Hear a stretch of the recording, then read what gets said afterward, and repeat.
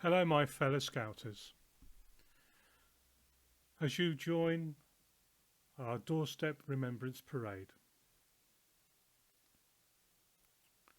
What a strange year we've had this year. With lockdowns and not being able to meet each other and to see each other apart from when we've been at school or social distanced or seeing a friend from 2 meters away. And it's put a great strain on us all. And to find that we can't go on to our normal Remembrance Parade is a little saddening. But we shouldn't let these things get in our way. And the Doorstep Remembrance Parade is just a good way of showing our respect for these people that gave their lives, these brave men and women, so we could live in freedom. I've been asked to put a few words together about remembrance and what it means, and I shall try and do that over the next few moments. Remembering those who gave their lives for us in conflict is as important now as it's ever been. Now, Remembrance Day and Remembrance Sunday have become an important part of British culture and heritage, with events taking place across the country to mark them. The latter falls on November the 8th this year.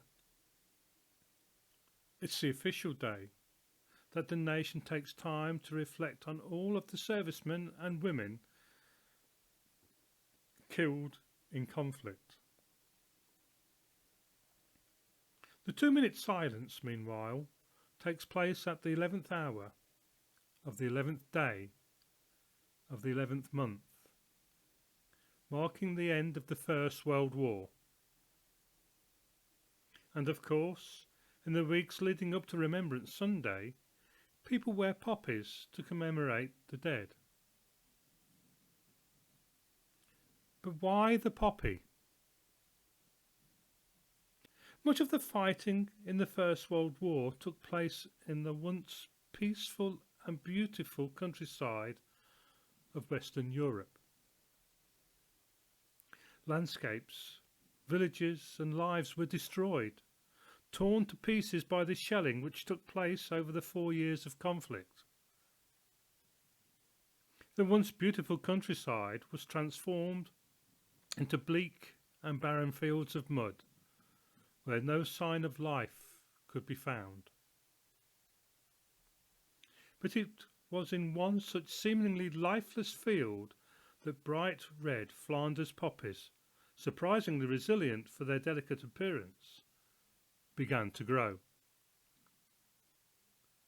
Struck by this sight, Canadian doctor Lieutenant Colonel John McCree wrote of what he saw, giving rise to the poem now read at almost every remembrance service in the country, In Flanders Fields. Inspired by the poem, American academic Monya Michael began to make and sell red silk poppies to commemorate those who had died in the war. Then, in 1921, the British Legion formed and ordered 9 million poppies to be sold on November the 11th that year to help veterans' causes. Unsurprisingly, the poppies sold out immediately, raising over £106,000 for the charity. The following year, a factory employing disabled ex-servicemen was set up, and from here the poppies were put into full production. Today, the poppy remains a symbol of remembrance, with the British Legion's Poppy Appeal continuing to raise millions to help veterans and current servicemen and women across the UK. It was at this point I was going to ask How will you be marking Remembrance Day this weekend? But I guess I've answered that question at the beginning. Like me, will you be just standing on the doorstep for 2 minutes? 1 minute in silence and 1 minute clapping to show our respect for those brave men and women that gave their lives to enable me and you to live in freedom. And as we do this, remember these words. They shall grow not old as we that are left grow old. Age shall not weary them, nor the years condemn. At the going down of the sun, and in the morning, we will remember them. And I ask you all to join me in repeating that last line. We will remember them.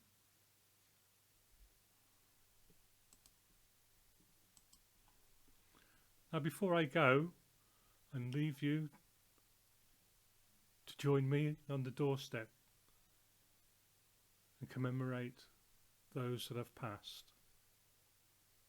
I ask you to remember that greater love has no one than this, that someone laid down his life for his friends. Amen.